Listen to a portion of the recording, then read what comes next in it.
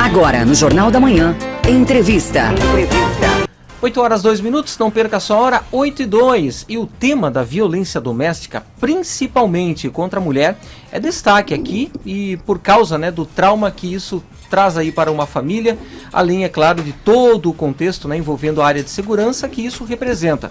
Geralmente, nós noticiamos aqui os fatos das ocorrências de agressões, sejam elas contra a mulher ou contra crianças, e os desdobramentos e as investigações e também, é claro, as prisões. Agora nós temos um trabalho que é elaborado de forma profunda e humanizada para mostrar um lado um pouco divulgado, que mostra a superação vivenciada pelas mulheres vítimas de agressões. Eu estou falando do documentário Um Lar Seguro, que diz sim à vida e não à violência contra a mulher.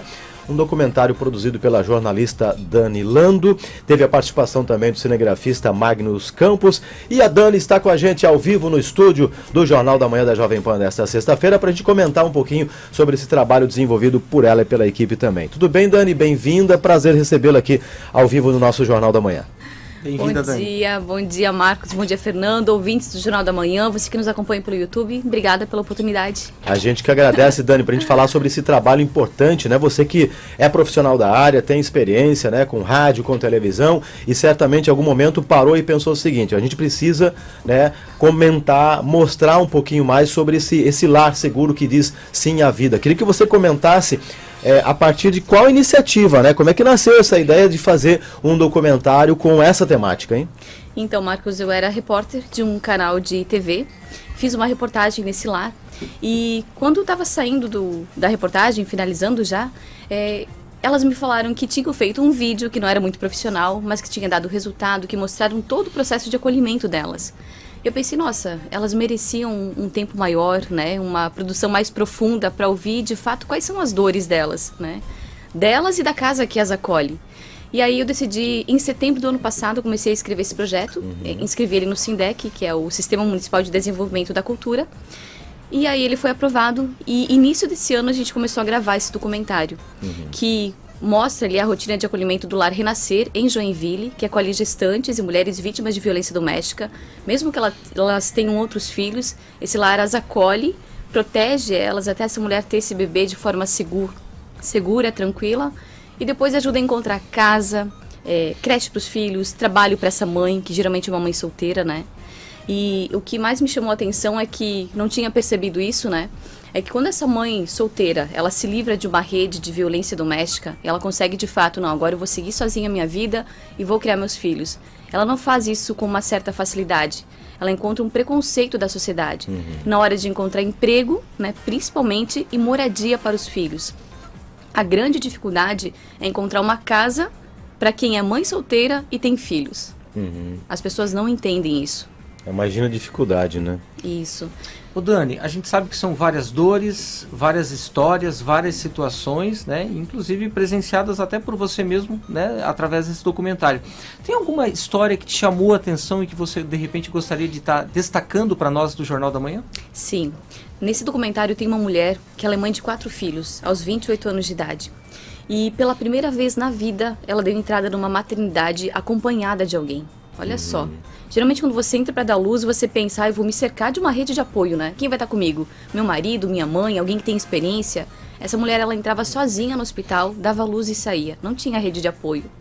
E ela morava aqui em Joinville, veio para Joinville em busca de oportunidade, que disseram, olha, vai para Joinville que lá você vai encontrar emprego. E ela veio para cá, grávida. E ficou na rua com uma criança, um filho um pouquinho mais velho. Ele estava com umas feridas na mão. E essa criança, ela estava sentada, ela tinha que passar por uma cesárea, mas ela não sabia nem de quantos meses ela estava grávida. E uma mulher encontrou ela na rua, sabia do Lar Renascer, encaminhou ela para o CRAS, que deu entrada no lar, E aí ela começou a fazer todos os exames de pré-natal. Ela nem sabia de quantos meses ela estava, e essa criança estava sentada. Então, essa criança só nasceu porque ela foi acolhida, Isso me chamou muita atenção. E assim, nas rodas de conversa, eu percebi assim, muitas dores, independente da classe social, sabe? Muitas mulheres, depois do documentário, se abrem. E o principal sentimento entre elas é a solidão, independente da classe social.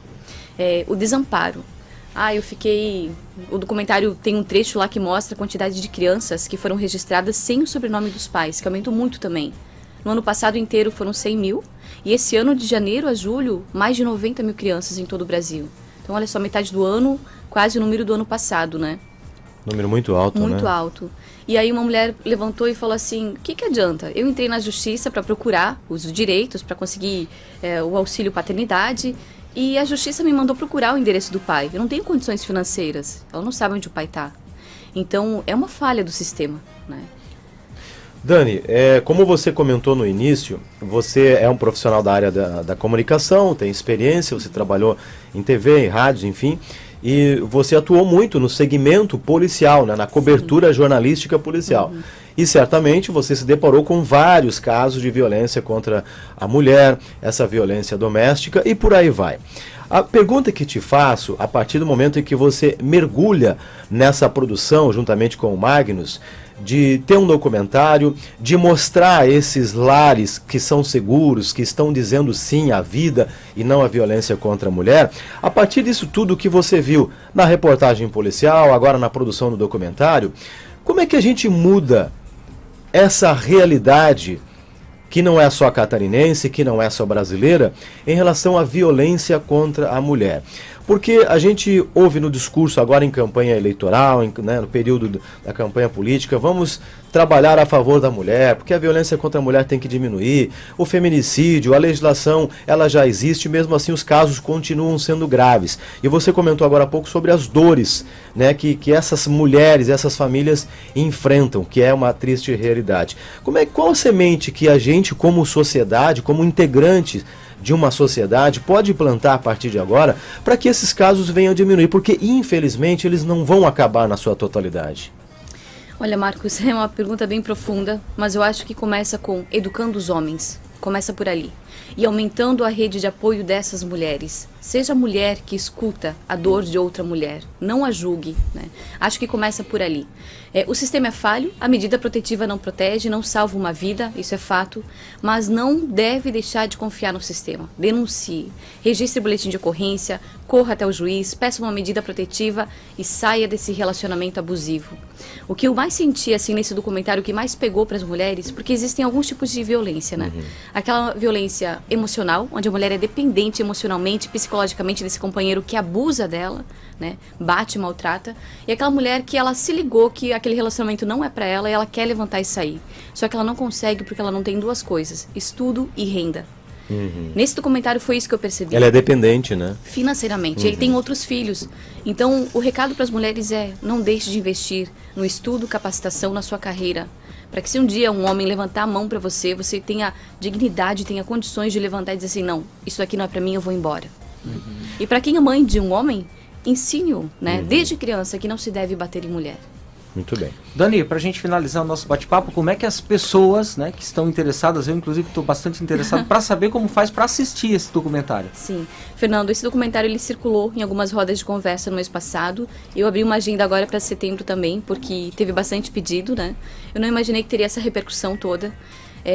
Por uma questão burocrática, esse documentário ele vai caminhar por alguns trajetos, né? Passar em algumas emissoras de TV que eu estou negociando.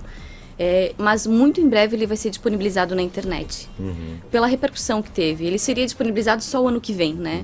Mas por ser um tema pertinente, que as pessoas precisam divulgar, e quanto mais multiplicadores melhor, ainda esse ano ele vai ser disponibilizado na internet. Perfeito. Dani, parabéns pela iniciativa, parabéns pelo trabalho, parabéns pela abordagem do tema, a você, ao Magnus, né? Magnus e edição de Ernesto Zanella, a gente não pode esquecer dele. Muito bem. Obrigada, Ernesto. São peças importantes, né? Dani, muito obrigado e volte sempre quando Obrigada. quiser para a gente falar sobre esse tema importante para a sociedade. Obrigada. Valeu, Dani.